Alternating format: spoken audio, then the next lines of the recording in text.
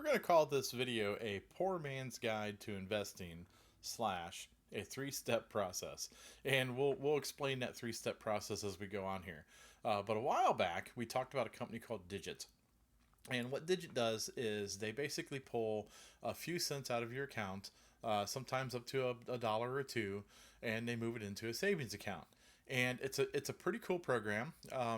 They say they'll never overdraw your account because they know when your bills are. They kind of monitor your account. I hate to use the word monitor because none of us like being watched, but they have an algorithm that checks your account, so they know when your bills are, and they'll never take money out knowing that you're going to need that money. Now, how they do that, I don't know, but honestly, I use Digit, and most of the time it's a few cents to a few dollars, and I don't miss the money. I love the program; it's great.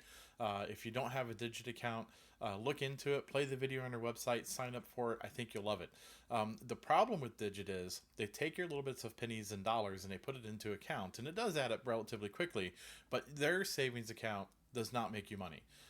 It's less than what most banks will give you on a savings account. And honestly, most banks, you can't really make money on their savings anyhow because the interest in today's market just is not a lot of money. But anyhow, what I like to do is I like to let that account accrue up to, let's say, $100. Of course, you could set that mental threshold wherever you want. And I take that money out and I move it into another company. And the other company that I move it into is called Stash. This is Stash. I like Stash specifically for people that are just starting to invest, and the reason is Stash allows you to invest as little as $5 into any fund. Um, they allow you to pick from about 30 plus exchange traded funds, which are ETFs. ETFs are kind of cool because they're just a group of companies put together, and that kind of makes your risk a lot smaller.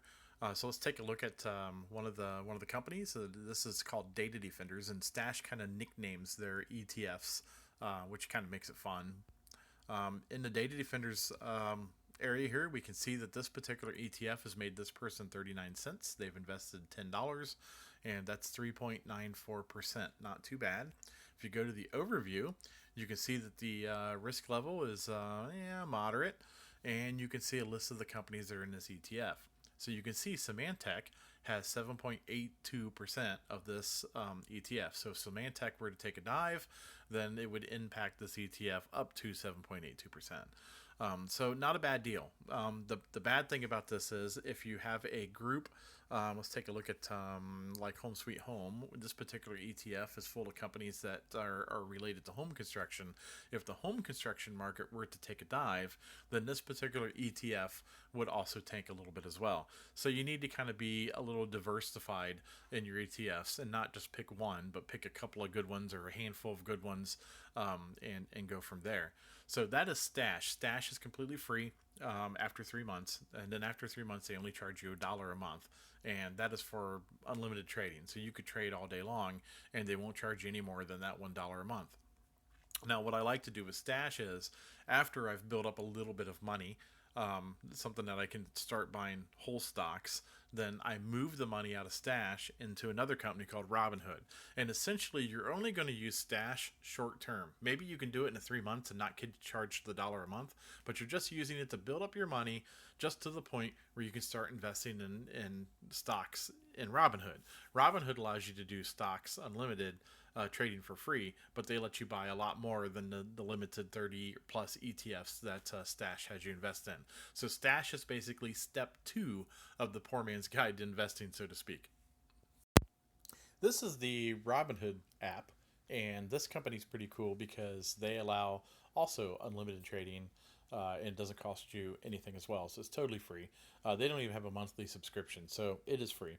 The way they make their money is when you start trading, there's a 3 day period before you actually get your money on any trading that you do. And they have a subscription that allows you to get your money back instantly. And they charge for that. That's where they make their money. So if you're just going to trade and wait on the 3 day that it takes to get your money, which is normal across the board, then this company's great. It's free and you can trade all day long and it won't charge you a dime. They kind of have some stats on their page. You can see this particular person has $6.75 worth of stocks, which a big time spender there. They have invested in some penny stocks. So we have a company down here called iBio, which is 54 cents a stock right now. We'll take a look at that stock, and you can see this. Yeah, this looks like a pretty risky stock to me. If you hold your finger on the bar graph, you can see at any given time how much it was. So earlier today it was up at 57 cents, almost 58 cents, and right now it's at 56 cents. So it's a pretty risky company. You can click on the chart down here at the bottom and change it from a 3 month view to a 1 year view, which is what we're on now. And you can see at one point this company had tanked all the way down to 45 cents, 48 cents, pretty low. And in the last year, they was high as 67. So this particular company bounces around a little bit. It is a penny stock. Penny stocks are anything that are under a dollar. And that's kind of fun because you can invest a little bit of shares in them, and if they tank on you, you don't really care. Um, I see up here we have an HK, which is they're monitoring this particular company.